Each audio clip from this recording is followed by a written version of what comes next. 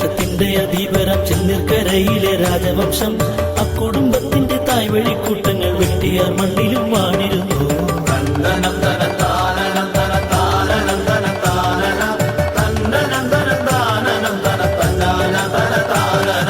വെട്ടിയാർ മണ്ണിന്റെ തെക്കേ അതിരിന് കുന്നുപോലെ ഒരു ദേശമുണ്ട്. കുന്നിൻ മുകളിലെ കോട്ട കെട്ടിയിട്ട് കോട്ടമലയെന്നു പേരും വന്നു.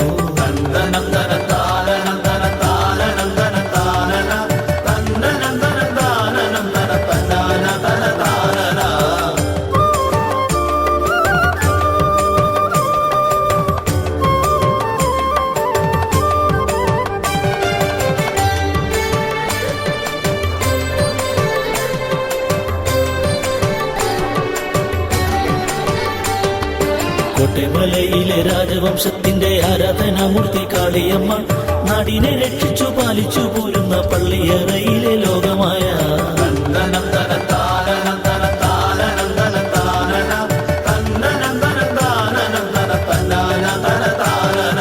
നാട്ടിൽ പ്രമാണിയും രാജകുടുംബവും നിത്യം കലഹിച്ചു വാണകാലം.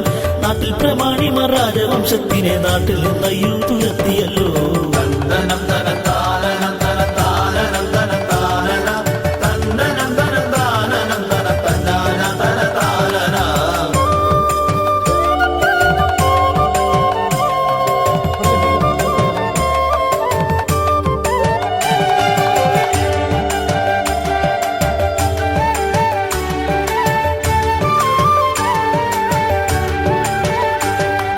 രാജവംശത്തിലെ യോഗിയ തമ്പുരാൻ ആരാധനാമൂർത്തി കാളിയമ്മ ലോകമായ ദേവി വിഗ്രഹവും കൊണ്ടു നാട് വിട്ടോടി പാവം ഭക്തൽ.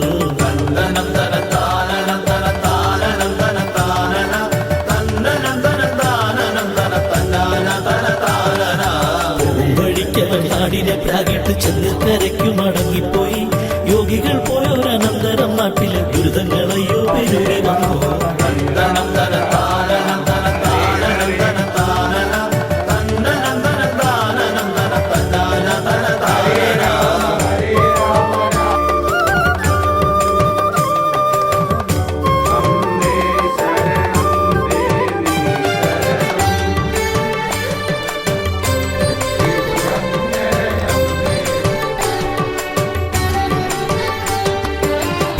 രോഗങ്ങൾ താണ്ഡവമാടുന്നു, ബാലമരണങ്ങളേറി വന്നു. നാട്ടാരു ഭീതിയാൽ നെട്ടോട്ടമോടുന്നു, ജോത്സ്യന്റെ മുന്നിൽ നിരന്നിടുന്നു.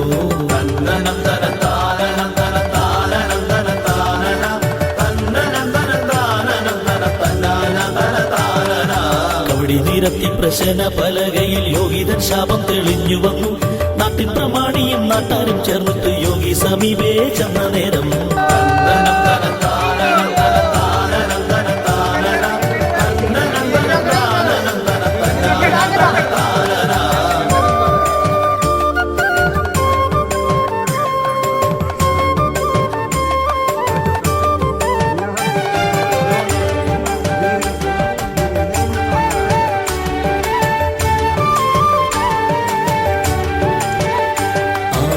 ഈശപാദത്തിൽ സത്തന്തം വീണിട്ട് മാപ്പിനായി അയ്യോ കരഞ്ഞിടുന്നു. യോഗികൾ ആനന്ദ ചിത്തരായി മെല്ലെ ഭക്തരോടിങ്ങനെ ഓടിടുന്നു.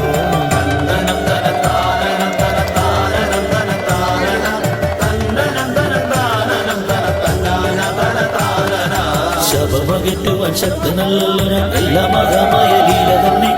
ഏകാന്ത ചിത്തരായ അമ്മയെ പൂജിച്ചാൽ ഇന്നലെല്ലാം പോക്കും അമ്മയാണ്.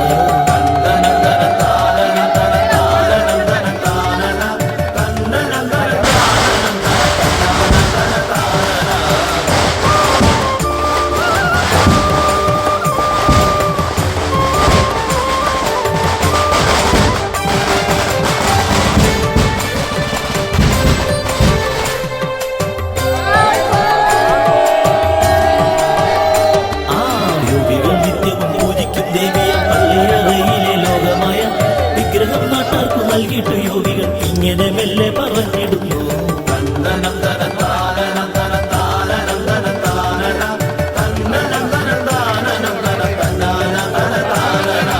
ആദിപരാശക്തി ലോകമായ ദേവി ആനന്ദരൂപിണി പങ്കരാക്ഷി അമ്മയെ നിത്യവും പൂജിച്ചു കുമ്പിട്ടാൽ അല്ലലെല്ലാം തീർക്കും അമ്മയല്ലോ.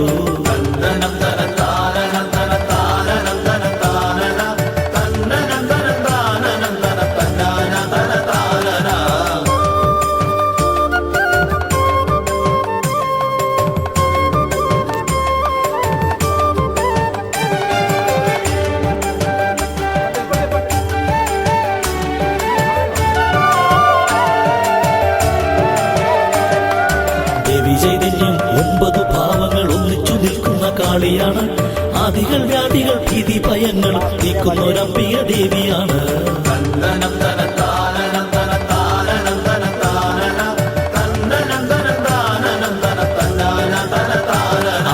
വെട്ടിയാർ മണ്ണിൻ കിഴക്കേ അതിരിന് അമ്പലം നിർമ്മിച്ചു ഭക്തർ വേഗം.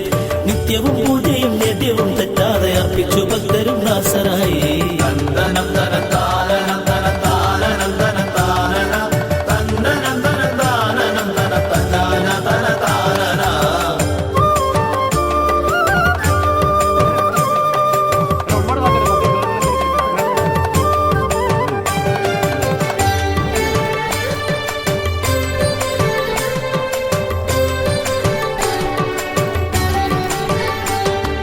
നിത്യവും കണ്ണീരായി അമ്മയെ പൂജിച്ചു ആനന്ദദായിനി കൺതുറന്നു.